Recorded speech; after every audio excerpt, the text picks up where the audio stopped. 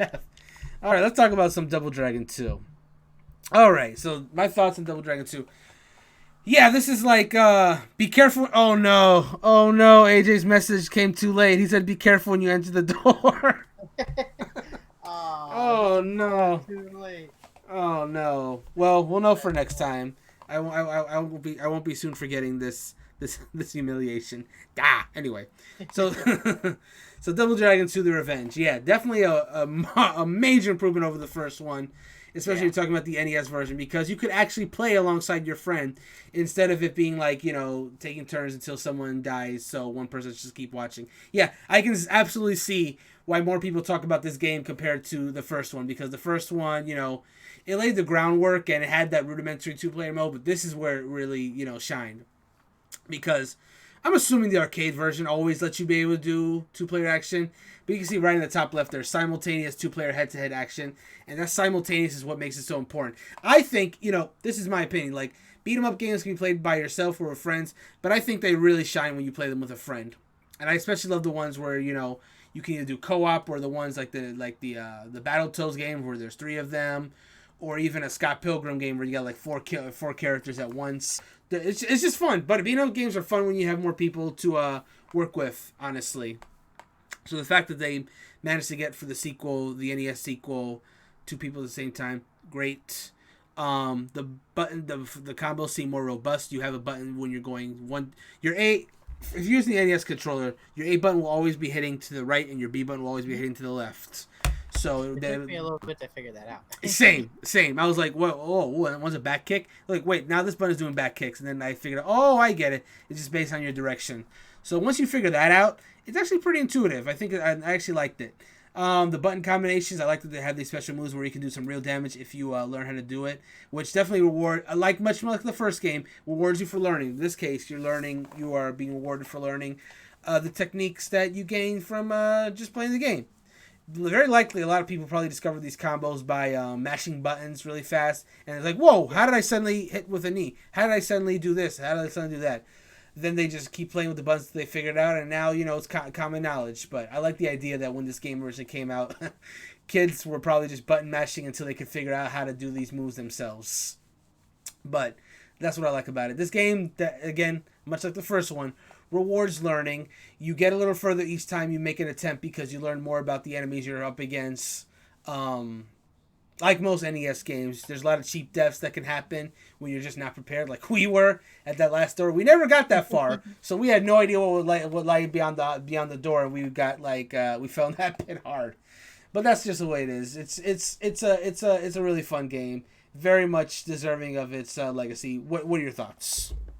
I think I'm gonna use a different game as a baseline. Mm. I think Double Dragon 1 and 2 kind of line up the same way for me as Mass Effect 1 and 2. I Okay. think Mass Effect, the first one, was very clunky, but it set up the narrative, it set up the world, and it set up the abilities and everything. Mm-hmm. And it was a very well written game. It was very nice. It was a lot of fun, but it was very clunky. The UI was pretty bad. The second one already had all the graces of the first one laid out for it, and then they just improved upon the hiccups that they had with the first one and made it a much better experience. And I think that translates perfectly to Double Dragon and then into Double Dragon 2: The Revenge. Oh, for sure. Um, Mm-hmm. I had a blast playing this again. Uh, we got our butts handed to us. I like that the English names for the special techniques are like hyper uppercut or cyclone kick Right. or high jump kick. But the translated Japanese ones are like heavenly killing dragon king punch, Yeah, they're over the top dragon for sure. tail storm wind kick, Yeah. demon exploding dragon god kick. It's like it's so extra. It is. It's so extra, but that's the charm about it, though. I actually like that extra. Oh man, yeah. But you raised up a good point. Like, anytime you get a game series that's like beloved, the first game is just it sets up the. There's very few games I've noticed. Like games are very much not like movies when it comes to the sequels. Like when it comes to movies. a lot of the sequels are not quite as good as the original because we're talking about pure story at that point, right?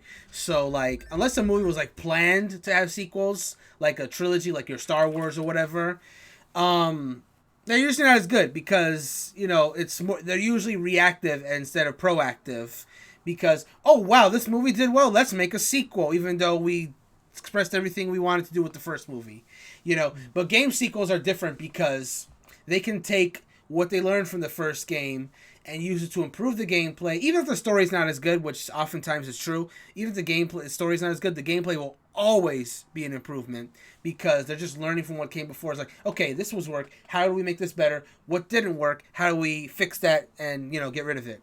So in that regard, there's a lot of game sequels from franchises that their second one was just infinitely better than the first. In some rare cases, it makes the first games unplayable. Yeah. Assassin's Creed, we talked about it earlier on stream. That's a very good example. I don't think the first Assassin's Creed holds up very well anymore, but 2 is still a blast because they took everything that was like really like about the first one and kind of like skimmed it down. The narrative was a lot better. People loved the character of Ezio as opposed to the more stoic Altair. So I think that's another good example. What's another really good one?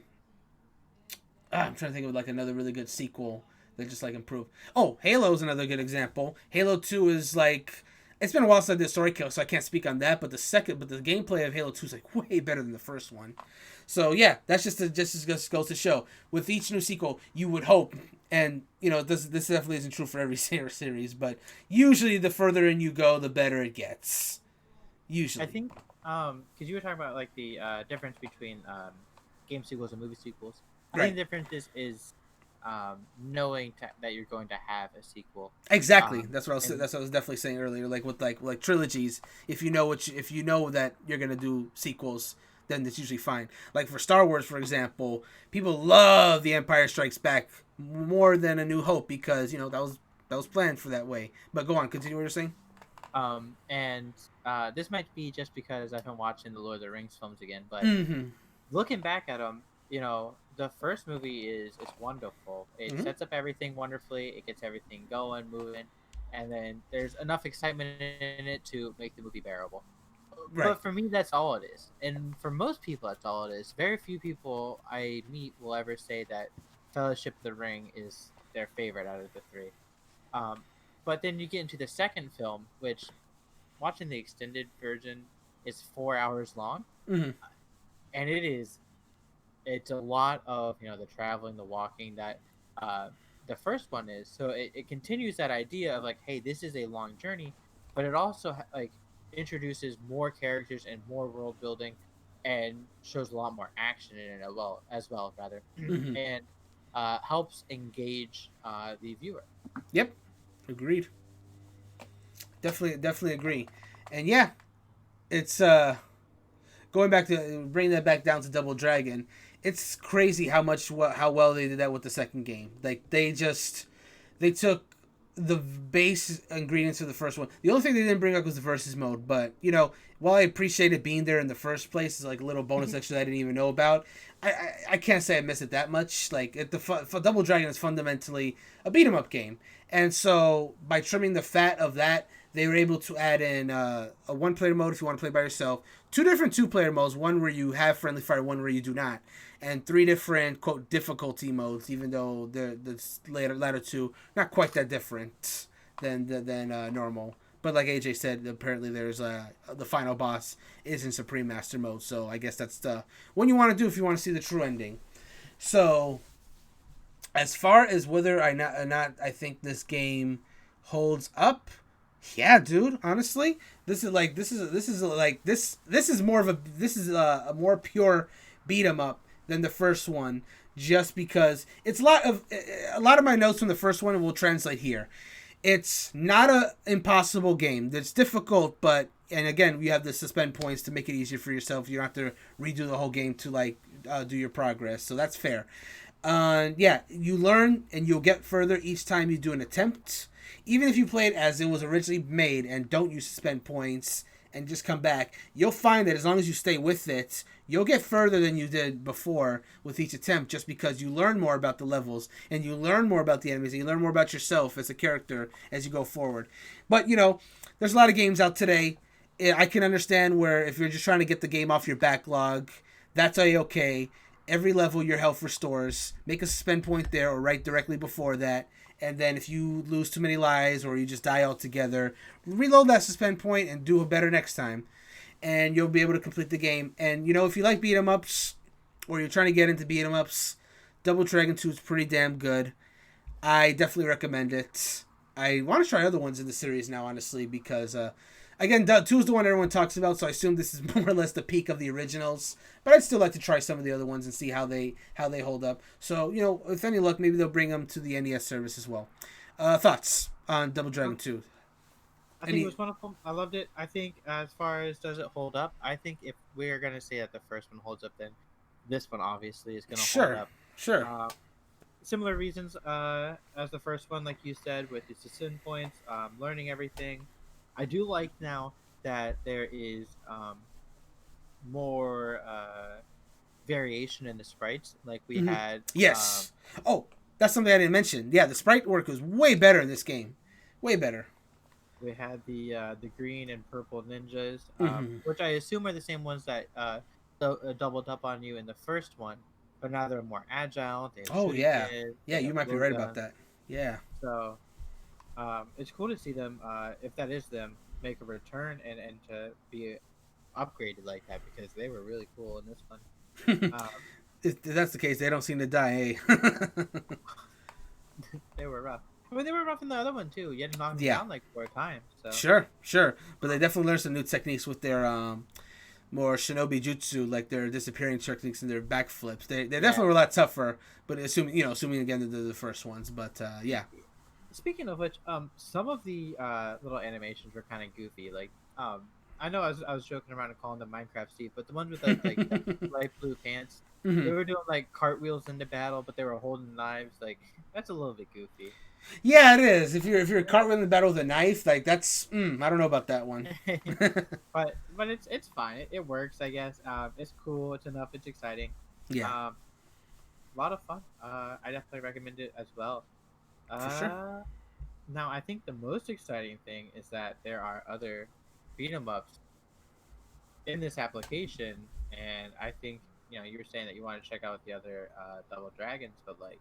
I think there's more just in this application that you can find as well. Ooh. So. And that is a wonderful segue. So before we fully segue, yes, that is our thoughts on Double Dragon 2. Definitely give it a try. It definitely holds up. Now using that